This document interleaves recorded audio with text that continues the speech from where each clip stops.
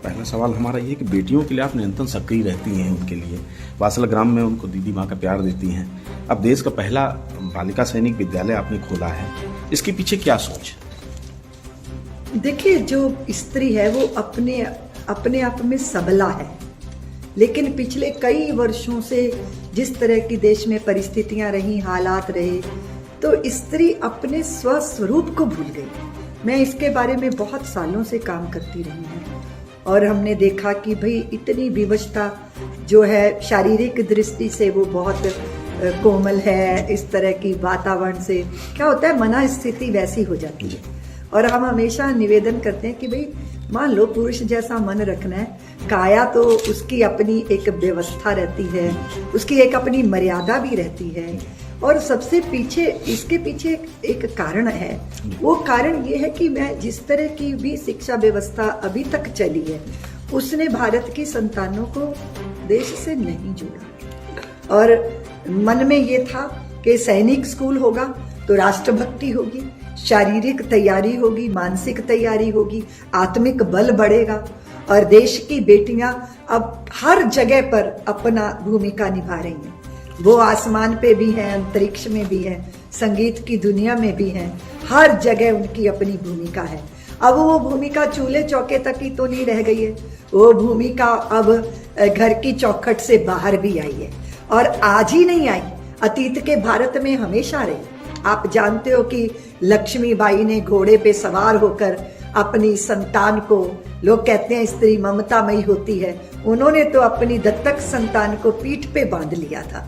जब चुनौती होती है तो ममता छाती से नहीं चिपकती, ममता को पीठ पे बांध लिया जाता है। फिर दोनों हाथों में तलवार पकड़ के और फिर शत्रुओं का जिस तरह उन्होंने प्रतिकार किया था, आज भी हम गौरव से कहते हैं, बुंदेले हर बोलों के मुख से हमने सुनी कहानी थी, खूब लड़ी मर्दानी वो तो झांसी वाली रानी थी।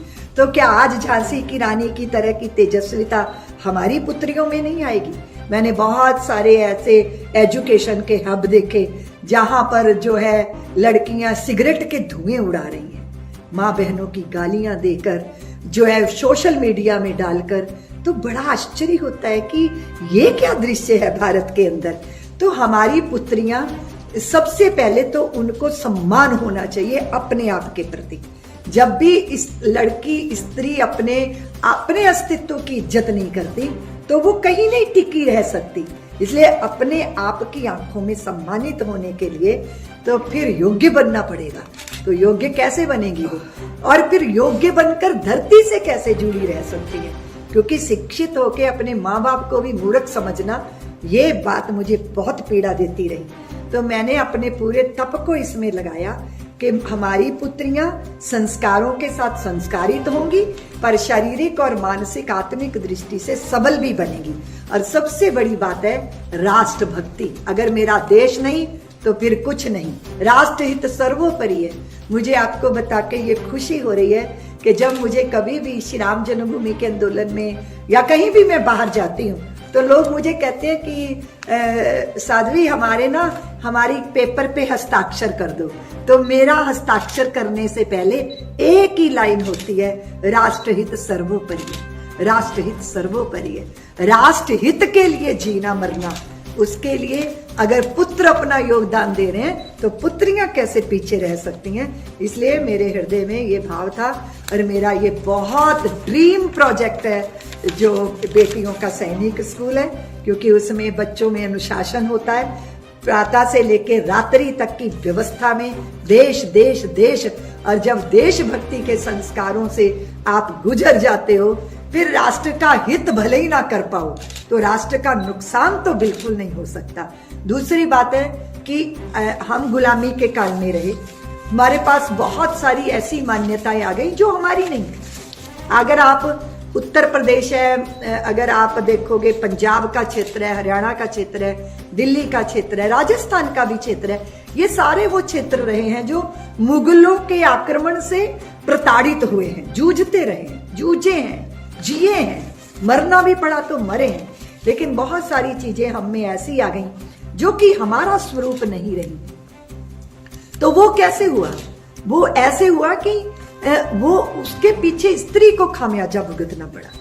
बाल विवाह आया, अन्य सारी और कुरीतियां आई। स्त्री जो है चूल्हे चौके, लोग तो ये कि तेरी अकल तो चोटी में है, तेरी अकल तो तेरे टखनों में है। इस तरह की भवतियां कसी गई, लड़कियों को पेट में मारने की कोशिशें हुई। अब आप ये देखो कि इतनी हीन भावना लेके कोई भी लड़की कहाँ खड़ी रह सकती है। हमने तो पूरा अभियान चलाया, हस्ताक्षर अभियान चलाया कि पेट में बेटी नहीं मारी जाएगी।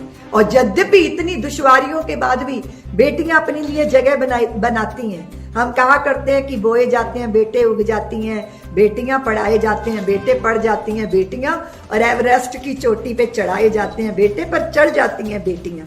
तो वो बेटियां, मेरा जीवन उनको समर्पित हुआ जब मैंने एक कचरे पेटी के कन्या भ्रूणों को देखा। उसके बाद मुझे लगा कि इस बेटियां बचेंगी भी, बेटियां जिएंगी भी।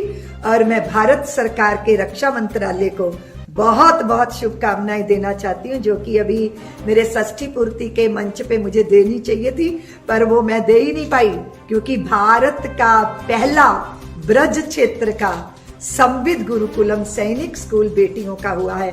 उसके पीछे मेरी यही दृष्टि है, देशभक्ति, सबल होना और सक्रियता के साथ अपनी भूमिका बेटियां भी निभाएं, और उसके लिए ये दृष्टि।